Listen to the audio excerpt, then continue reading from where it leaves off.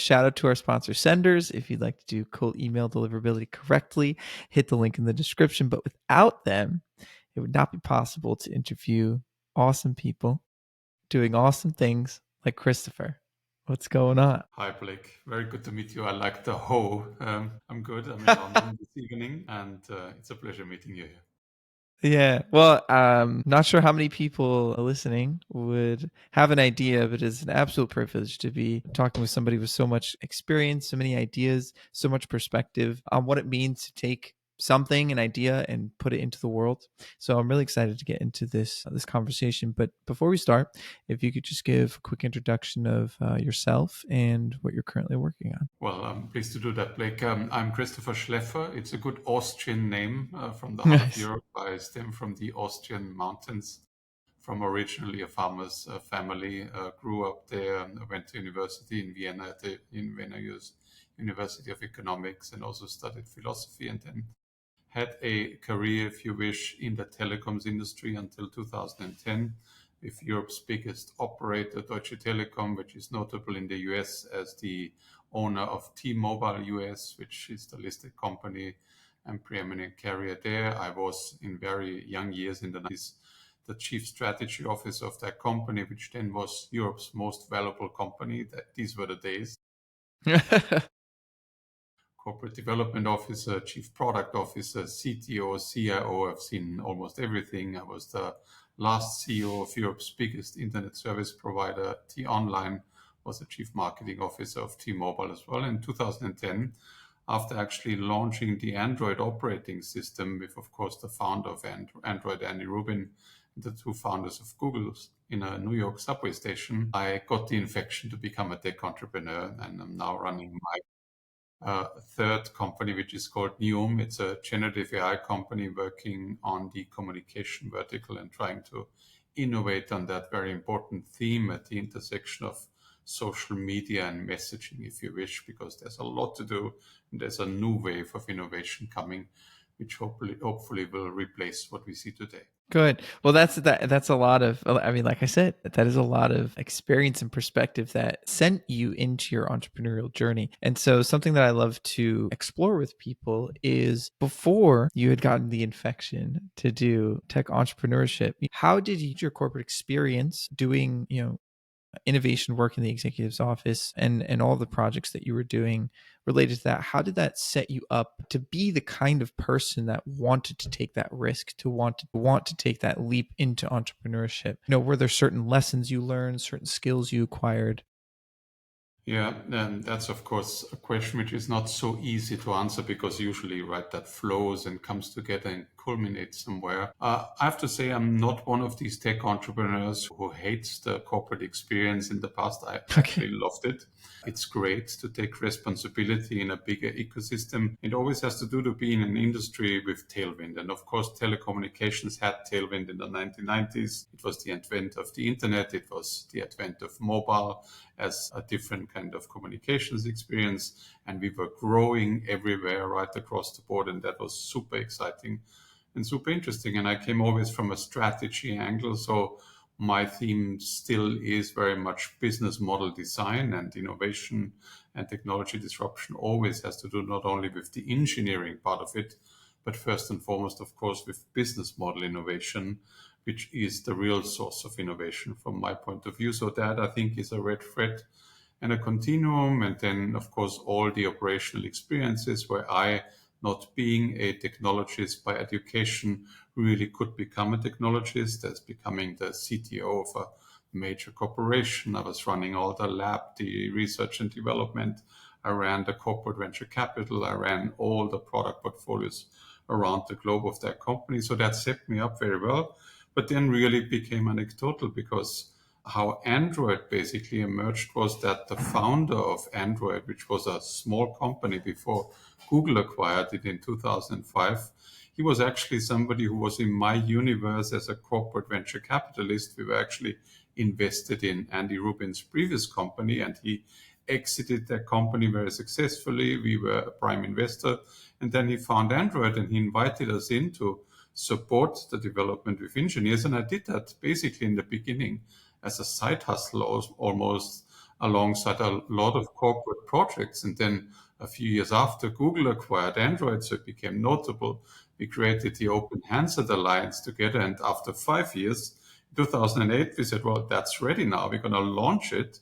And we launched something which would be the future, basically, of computing devices on Earth, because still up until today, more than 80% of computing devices run on that operating system, right, which is Android. And kind of I realized this small little thing is more disruptive, most probably, than everything we do in that giant corporation. And that told me that attack is a very important phenomenon, and taking the risk and going against the norm. And I think that was literally the origin of me then saying goodbye to an experience which I loved in a massive corporation. It was hard to say goodbye because I really liked it, but I did. Sure. And took the risk, and here I was. But I think that anecdote for me personally was the final trigger. So what was the first venture that you entered into after you decided I wanted to do I entrepreneurship? came from that story of an open mobile operating system with Android, and I tried to venture into an operating system which was equally open for the connected home. So not for mobile phones, but for the paradigm where all the home appliances increasingly got kind of accessible via the internet, be it a television set, a thermostat, something like a washing machine and home Yeah. appliances, and could be connected. And with that, be very intelligently managed. Applications could be set up from TV, IPTV applications to home controls, to energy management systems, etc. And that was my first venture out of Berlin, which was branded Yetu. Is that similar to? I mean, it sounds like an Internet of Things company for the home. I know that there's an American company, Nest, that does that. Is that a similar? I don't know if you're familiar with the company, but just from my perspective, understanding it, is that a good comparison? That is a very good comparison. We founded in 2010 and Nest came up in 2012, 2013. Nest was initially only a thermostat, an intelligent thermostat, which even 12 years later is, from my perspective, the leading thermostat in the marketplace. It was created and designed by Tony Fadell, who created the iPod for Right. Steve Jobs, and he was, Right. somebody leaving Apple, now living in Paris, and came up with that innovation and sold that company very early on to Google as well. But Nest was really one vertical for thermostats and energy management and heating, whilst we were more a horizontal layer where these types of applications and devices could connect to. Interesting. So then burning question is, for when you are in a position to think of growth and think of growth strategy, and this is your first experience outside of corporate, how does, a few different questions. The first one being, how does the generation of the growth strategy differ when you're talking about huge corporation like Deutsche Intercom versus growth strategy for this new startup that you have? Like, how is the creation of it different, and how is it the same? Growth strategy very much depends, first of all, on the ecosystem you're embedding yourselves in, right? There's a huge difference between a business to business or B2B model and something addressing the consumer. Usually, before that, in big corporations, if you dealt with a consumer business model, which I'm most interested in, you threw money at the problem, right? You build brands with massive budgets, right? You put out hundreds of millions of dollars or euros in that case to build a brand like T-Mobile in the US, right? That was a relatively young telecoms brand. It was actually a rebranding of something we acquired in 2001 called VoiceStream in the US. And then we rebranded it into T-Mobile.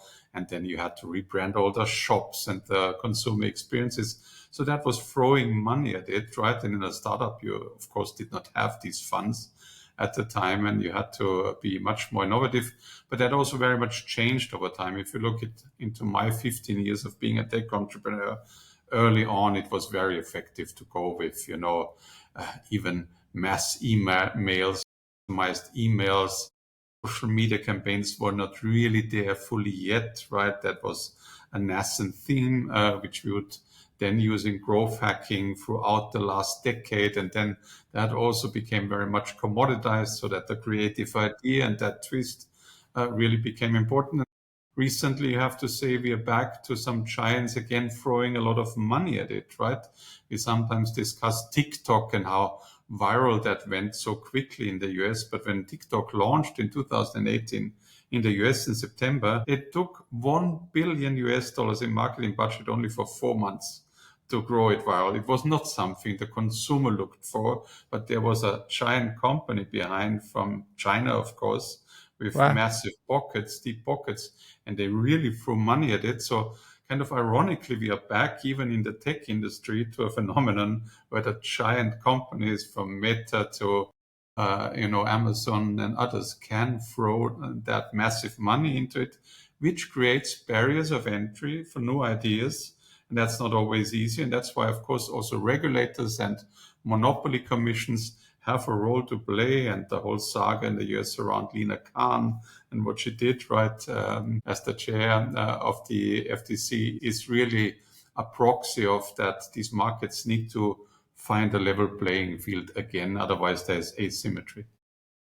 So I thought you said something really interesting before we get into more about what you're building now, but you had spoke to the fact that a lot of what growth has to do with is not just the tactics that you were just speaking to, which has to do with brand development or marketing, whether it's B2B, B2C, uh, sales, cold email, these types of things, but it has to do with the innovation of the business model. Can you speak more to what you mean by that? Well, you sometimes just have real innovation, right? Innovation, if it is disruptive, it can even be a business model innovation where you replace an entire model, or it is really only a technological innovation, which, changes something. If you look at the recent development of, generative AI, large language models, agentic AI, whatever you want to call it, these things come together, right? You have something which is a novel type of business model if you can use something like ChatGPT or any other model. And it then also disrupts in different verticals and how it's deployed. But there's, of course, also technological innovation in AI, which, for instance, is a very old phenomenon, right? We have AI since 1958, where first papers were published. And now we're in the year 2022 when ChatGPT launches in November and everything explodes because the technology gets so much better. That has to do not only with chipsets from NVIDIA, but also data centers, transmission, algorithm design, machine learning, all of these elements which come in. And I think that is what I mean, how you can really create a pull in the market sometimes, and you don't need to throw that much money into marketing. Clearly, the ChatGPT success and ChatGPT being the number one app in app stores since 2.5 years around the globe is not something where they put massive marketing budgets out. Also, when Google search 20 years earlier came into the market, Google praised themselves of not doing any advertising at all, right? Because it was such a great product in the first place, which really had the pull in the marketplace that they only 10, 15 years later had to start with their first ads out there advertising Google, and everything else was word of mouth, the power of that innovation. And if you're in such a sweet spot, of course, that is when you know as a tech entrepreneur that things come together in the right way. Wow. So is there a okay? So I think that's just so interesting because often on this podcast, often in my own life, when I'm speaking to people about growth strategy and how to grow their businesses and stuff, the conversation around business model has to do with, okay, we have this business model. Are we prepared to adequately service the new customers, the new clients that we get on, and how do we scale so that that quality of service, that level of service stays? But not often are the conversations around how can we look at our business model in a way to make it a driver of growth. And I don't know if that's just specific to the types of industries that I find myself in, but how common do you think it is to say, okay, we want to grow this business, is how can we shape our business model around helping us be a driver in our growth strategy? How common is that? It's not so common, but it happens. And interestingly, retrospectively, if you look back at history, mostly these business model changes were the real successful innovations, right? You have that paradigm where us entrepreneurs are taught everywhere in business school that it's about growth hacking, about failing fast, about pivoting, about constantly being data-based and analytics-based and listen to every customer and change the features. And you try to kind of design a cat and you come out as an elephant because customers tell you alongside the way. That is one way of doing it. I don't like that so much, but I would say 90% of companies do it in a way. There's the other model. Take, for instance, the iPhone. I worked a lot with Steve Jobs in launching the iPhone outside the US in the days, and he did his only ever product presentation with me in Berlin on the iPhone in 2007 when we launched that in Europe. And Steve Jobs and the iPhone is a story where he didn't ask a single customer for what they want. For 5 or 6 years, he thought out a new business model. A mobile phone, which previously only served for talk, could come together with the music industry suddenly playing music on that device and the internet industry being able to actually use apps and browse the internet, etc.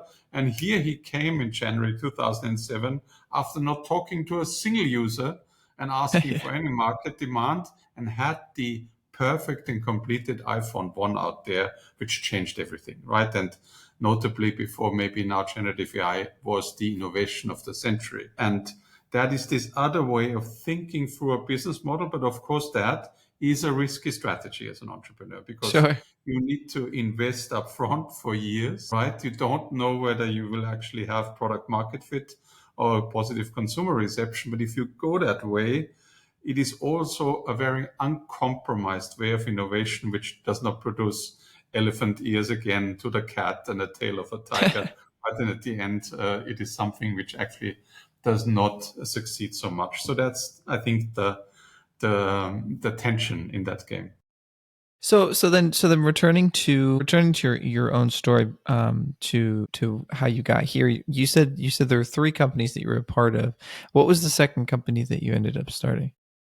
Second one was basically a carve out of that home operating system, which was a B2B energy management system, which we sold successfully to one of these hidden champions in Germany. So that was a system which could detect algorithmically, basically from the electricity curve, which appliances would operate in a corporate facility, and by that help you save energy, because once you know what consumes energy when, you can start managing and affecting that. And that was the second coming out of that.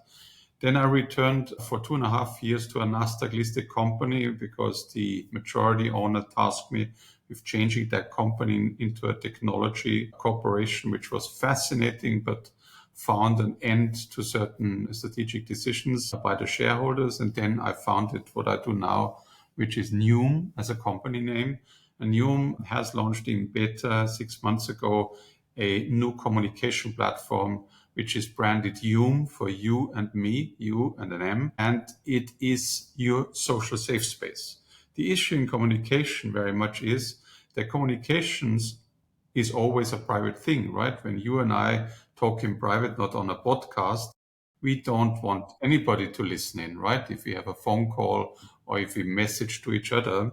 And now, a few years ago, actually, social media platforms like Instagram and messaging platforms converged, because Instagram, as an example, also offers messaging in the social media platform. And by that, the intoxication of social media kind of, spills over into something which should be utterly private. And what we do see, especially with Gen Z today, that hundreds of millions of users are kind of at the end of accepting that and say, actually like a social safe space where I can communicate with my real friends only.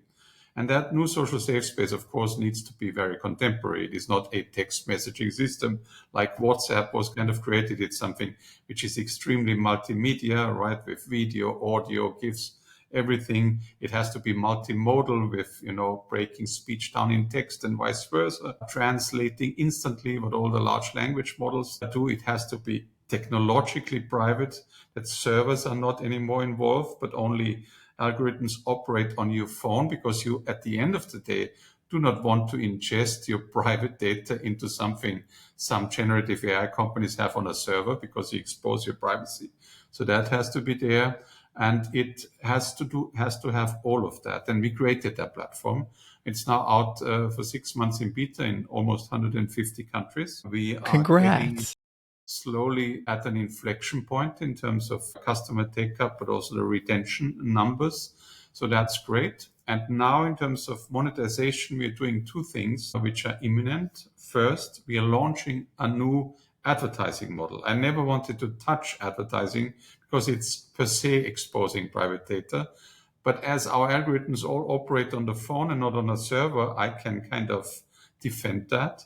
And what we do in advertising is we're going out and make transparent to a user what we get actually for a single ad. And if you get, let's say, a dollar for an ad, which we table you on our platform, in the moment you see that ad, we give half of that dollar to you on a virtual debit card. So you earn What? by advertising. We share advertising money 50-50 between the user and ourselves, and we call that equal reward ads, so that users can earn $2 to $3 a day by just accepting advertising. And that, of course, will be tailored. So that is a total breakup of the conventional advertising model. So that's one. And the second model we're working on is what I call a contextual internet. So the algorithms will be able to track what you say on your phone. It's never exposed to a server, never to us, never to nobody. And by that, they can come up with recommendations out of the context. And you don't need to prompt an LLM anymore because your context is the prompt. So we call that unprompted agentic AI. And so you talk about, let's say, going to a restaurant, and whilst you talk about it, the table is booked, the taxi is hailed to get to that restaurant, etc. You talk about a new kind of Gucci jacket you like, and here is an offer how you could kind of buy it, and all of that has your own memory protected on the phone and action out of that with an unprompted large language model, which we deploy on the phone, and we take a transaction fee from gross transaction revenue or value, which is processed on the platform. And that is the future of communication, and we call it NYOUM. Wow. Well, we made it. That was amazing. Oh my god, that was a crazy introduction. I'm curious how long. It says, I think on your profile, about 6 years. How long would you say you've been working on this? 6 years is the exact number, right? We developed a lot of generative AI before anybody knew that word in these years, and you have to be, really on it. And that's again, the business model angle. We did not have something like an MVP, a minimum viable product, and then pivot, but we took the luxury, so to say, to develop a bit in the dark for some time. And we are now coming out 6 months ago. The app can be downloaded both on iOS and Android, and it's called NYOUM on unpacks.ai. You would find it in the internet. And now we see whether we find the virality and product market fit. Yeah. So how did you come up with the idea, and what about the idea made it something that you wanted to dedicate another chapter of your life to? The idea came actually again connected to the Android experience, but also to the iPhone experience. I worked on both projects, and whilst iPhone launched in 2007, the iOS App Store was also launched in 2008, the same year when we launched Android and the Android now called Play Store, right? It was also an App Store at the time. The promise of these app stores now kind of 17 years ago was an inclusive development of the internet, because previously you had operating systems like, let's say, like Microsoft's Windows, which connected to a few apps called PowerPoint, Word, and Excel, and no other developer could ever channel an app via that operating system because it was so tightly knitted. So the creativity of a developer was closed out from the system. Now, app stores were the promise to be inclusive and take in all the creativity. Every developer could kind of launch an app on these platforms. 4 or 5 years in the game, I recognized around 2012 and 13 that dream has only partially become true, because what developed on app stores was again an oligopoly of a few strong companies like then Facebook, Amazon, and a few Chinese also, who owned all the apps from YouTube to Amazon to Instagram, which we as users use out there. And users use on average 11 apps for 99% of their usage time, so not more. And we have 3 million apps on the App Store and on the Play Store, and nobody has ever heard of them, right? So that perfect market was not created. And I then thought 12 years ago, if you could turn the App Store phenomenon around and say, well, you as a user don't have to know which services exist out there and then download it from the App Store, start to learn how to use an Uber app and things like that. But your context basically is so clear because you say, let's go for lunch next Tuesday in that Japanese restaurant at 1 o'clock. We've said table reservation at 1 o'clock. I need to get there with a taxi. It needs to be in my iCal, right? There's a series of apps actually already connected to that single sentence. If artificial intelligence could turn that around and the context could be such a trigger that you pull apps instead of searching for them, that could be the future. And I created a concept which I then called the contextual internet, where AI turns the game around. And what we do now with that unprompted large language model is nothing else than that idea of the contextual internet, which I published the first time about in 2012. Wow. And so then you were finally in a place to pursue that around 2018, 2019. Exactly, because other things were in the way. And Oh, you had other things that you were building, Chris. yeah, yeah, yeah, that's true. And so finally, I guess just on you, because there's about 10 million more questions that I have about your approach to this, because it is to some extent this idea of I mean, you're embedding this concept of an innovative business model as a driver of growth itself.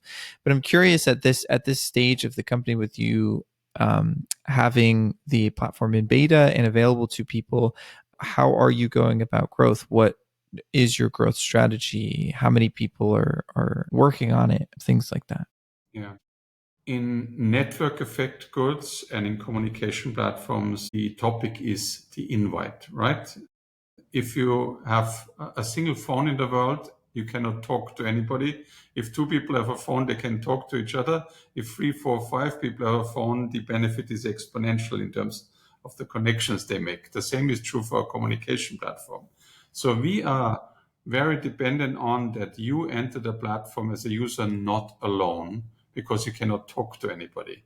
You should Mm-hmm. always come with a friend, because in the moment your best friend or your best friends, if they are 3, 4, 5 are on their platform, you don't care whether you're on WhatsApp with 2 billion users on a platform which is much smaller in the beginning, as long as you can find your best friends you can communicate. So in our growth hacking strategy, we deploy all the digital acquisition instruments, of course, you have. But 9 out of 10 users do not have to come from paid campaigns where we see the base, so to say, but 9 out of 10 have to be invited by their friends. So we have come up with a novel invite-only mechanism. Invite-only, of course, is when somebody's in the club, they can invite in a club member. So that's good. I actually don't like that much, because it has, again, that exclusive notion. And I'm all about inclusive. So we do that. Every user on the platform can invite as many people as they want. But if you have no friend on the platform, or you are not invited yet, you can also kind of sign up. But just before we unlock the app, we say, could you now please invite your best friend? And in the moment your best friend also signs up, you unlock together in the same moment that you enter the platform together. So everybody can enter. It's not exclusive, it's inclusive. But the invite is the connection that you are never alone in the first second on a platform. And that is that invite concept we have. And it's working very well in the early days. We love it, actually, how it comes together. And with that mechanism, we basically now only seed the correct user base. We are targeting people age 18 to 30 roughly as our prime segment. We come a bit from an art, fashion, also a bit of intellectual angle, where people challenged the status quo and said, well, I don't want to be intoxicated anymore by social media in the way this all works. I'm ready to jump. So these 400 million people in that age segment who are ready to jump are like that. They come from arts universities, from other angles. And that's where we seed. And these seeded communities then invite their friends, and that's how this grows. Awesome, Christopher. I'm so ready to see you guys be successful. This sounds so cool. I do really appreciate you sharing that because I think that's a really awesome insight into how you're leveraging the user experience to instill growth in your company. And my first of my final two questions for you is: at the moment, what is your biggest challenge in growing the business, and how is it also an opportunity? I think we come back to that point I made before. It is not only sufficient to be intelligent on growth hacking, you also need sufficient funds to throw at the problem. We are a London-based company, and I have to say we are at a significant disadvantage vis-a-vis Silicon Valley companies in terms of just funding possibilities. If you ask me what is most on my mind, I'm of course talking to all the Silicon Valley funds, because we're now out for our first bigger funding round. But this Congrats. is an industry issue, and I'm not raising that because of it's on my mind also. But we need to get into a system where innovation is not dependent anymore to be located 7 miles around San Francisco. And at the moment, the world really works like that. That is on my mind. I like it and I hate it. Well, maybe your next big idea will address that. Maybe. So in a similar fashion, I'm curious. It could be something small and it could be something big that is overarching. But I'm curious what inspires you to do what you do every day. It's basically people all the time. You have to love people to be inspired, because nothing else inspires you. The contact people, and especially the young, right? I love to go to university, sometimes teach and look into these fresh eyes. I got older in the meantime, right? I was that the experience comes with age. And I do have a 4-year-old son who also inspires me, right? Because you see that childish imagination, which is just, irreplaceable. And the less you lose that when you grow older, to be imaginative, right, the better for your life. Wow, that's awesome. I mean, not some people come on the podcast and say, "Well, it might be cheesy, but people do inspire me." And I don't think it's cheesy at all. I think every single time that you can get asked that question, I think people is the right answer, and especially children. So that's a beautiful answer, Christopher. Thank you so much for all of your perspective.